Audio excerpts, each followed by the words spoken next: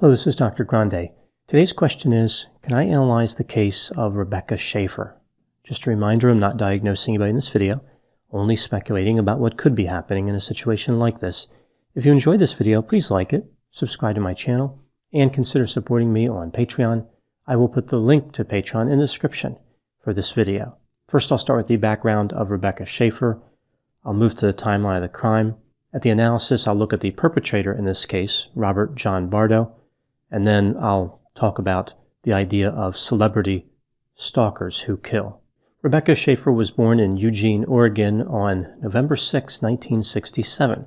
She was an only child. Her mother was a writer, and her father was a mental health professional. When she was young, she developed an interest in drama and would later become a teen model. In 1984, she moved to New York City to pursue a career in the entertainment industry. She did this with her parents' permission. She found work on the soap operas Guiding Light and One Life to Live. She tried to go back to modeling after this. She traveled to Japan to look for modeling jobs, but eventually returned to New York to continue her acting career, because at 5'7", she was considered too short to be a model. Rebecca appeared on the cover of 17 magazine. This would lead to her being cast as Patty Russell on the sitcom My Sister Sam. Taking the part of Sam Russell in the show was a popular actress named Pam Dawber, who was best known for playing opposite Robin Williams in the television series Mork and Mindy. Pam Dawber's production company actually produced the My Sister Sam show. Rebecca moved to California in 1986 to work on the show. The show aired on CBS and only ran for 2 seasons. In the first season, it was scheduled between Kate and Allie and Newhart, which were both popular shows. Newhart was a much better show. My Sister Sam was renewed for a second season. Then CBS moved it opposite a very popular show on NBC called The Facts of Life.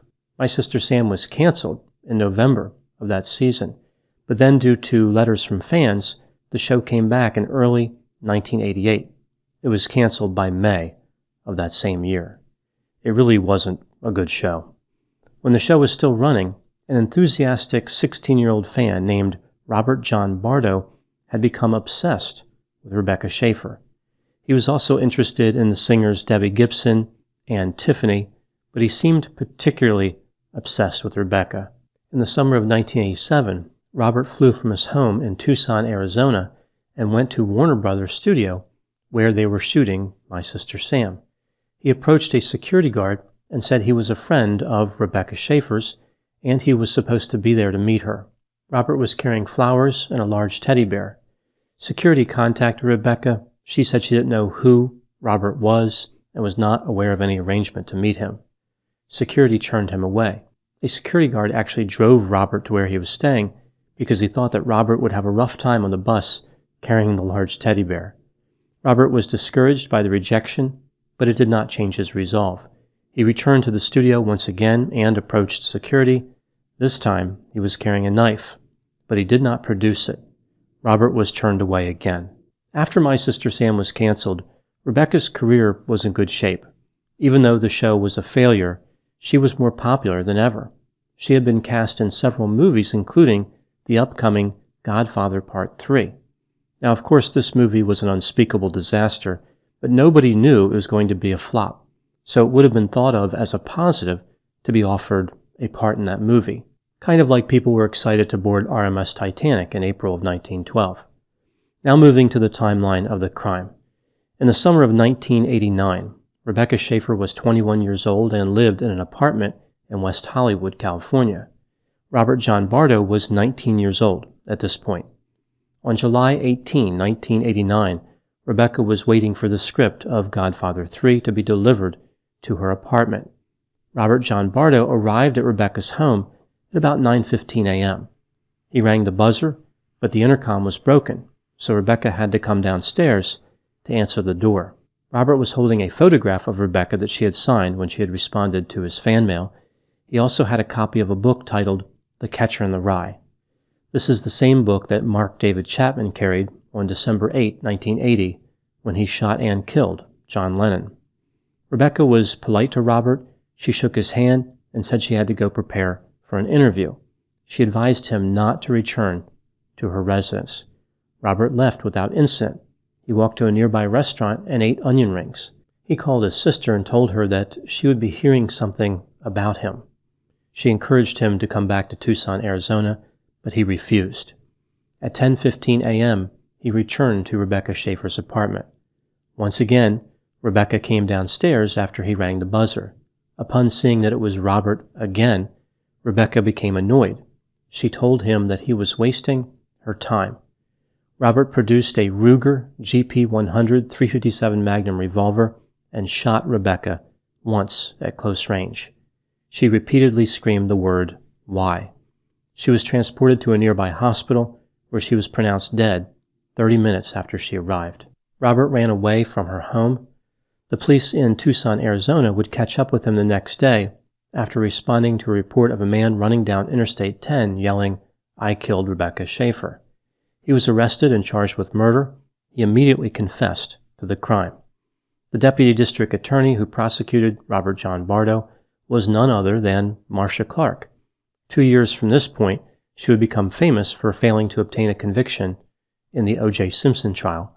But in the case of Robert John Bardo, she was successful.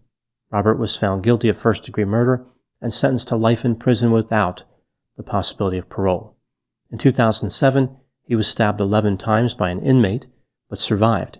The attack did not kill him, but one would have to wonder if the irony almost did. He was attacked because he was a celebrity in prison. Now moving to my analysis. Robert John Bardo was the youngest of 7 children. His mother was Japanese and his father American. His family moved quite a bit, but in 1983, they settled in Tucson, Arizona.